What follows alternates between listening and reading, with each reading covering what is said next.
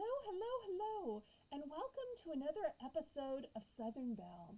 It's a Christmas Eve episode, so I want to wish you all a happy and merry Christmas Eve, and I hope that you're keeping Christ in Christmas and you're acknowledging that Jesus is the reason for the season. But that doesn't mean that we can't laugh a little bit and smile even at these cute little gnomes, because they are meant to bring joy and laughter. And I started thinking about some of the funny secular Christmas songs. Now, I have to admit, as a Christian, I mostly listen to sacred music, but I realized I think one of the reasons I do is a lot of the secular songs just don't make sense. Like, for instance, let's talk about the 12 Days of Christmas. Now, in the 12 Days of Christmas, do you know what the majority of the gifts are? Birds. I mean, who wants a bird for Christmas? You know, giving somebody a bird is like giving them a chore. You know, you don't want to receive a vacuum on Christmas because that's just a chore. If you receive a bird on Christmas, that would be a chore too. Something to have to feed, something to have to bathe, something to have to, change out the poop pads. That'd be a lot of trouble.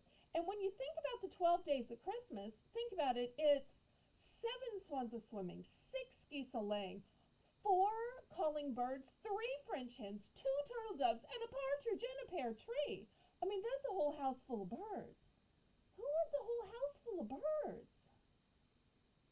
I mean, I could see the 5 golden rings. Yeah, that makes total sense to me. Who doesn't want 5 golden rings? But really, 7 swans a swimming, 6 geese a laying, 4 calling birds, 3 French hens, 2 turtle doves, and that partridge in the pear tree. Although the pear tree might be nice because at least then you'd always have some fruit. If it lives, pears don't live in every climate. So the pear tree's kind of iffy. I just don't think that birds would be a very good gift. Now, if you agree, go ahead and hit the thumbs up. If you disagree, that's fine. Just politely tell me why in the comments.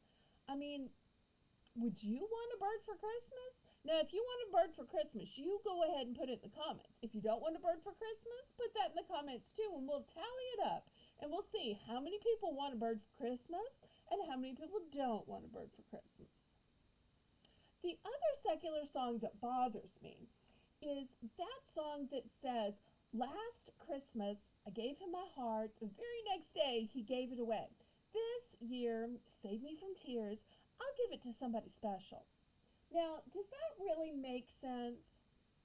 I mean, y'all tell me if I'm wrong, but how many people on Christmas have time to give their heart away?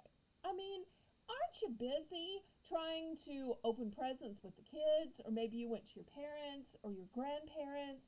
I mean, between all the time that it takes to do the traveling, the time you're actually there between the opening of presents, the eating of a meal and whatnot, the singing of carols, I mean, it's a busy day. Who has time to do all that? I mean, even if you're married, even if you're in love, even if you're happy, do you really have time to do that on Christmas? I kind of don't think so. To me, the song would make way more sense if it were a Valentine's song. Because think about it.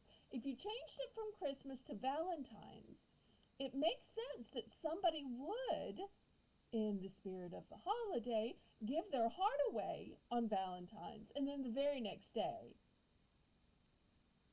that person just gave it away. And saying that this year, for Valentine's, that they want to be saved from tears and they're just going to give it to somebody special. I just think that it makes more sense to make it a Valentine's song. Now, I don't want anybody giving their heart away, and I don't want anybody in tears over giving it to the wrong person. I think that you should pray about it, seek counseling, and wait as long as you possibly can. But it just doesn't make sense that all that would happen on Christmas.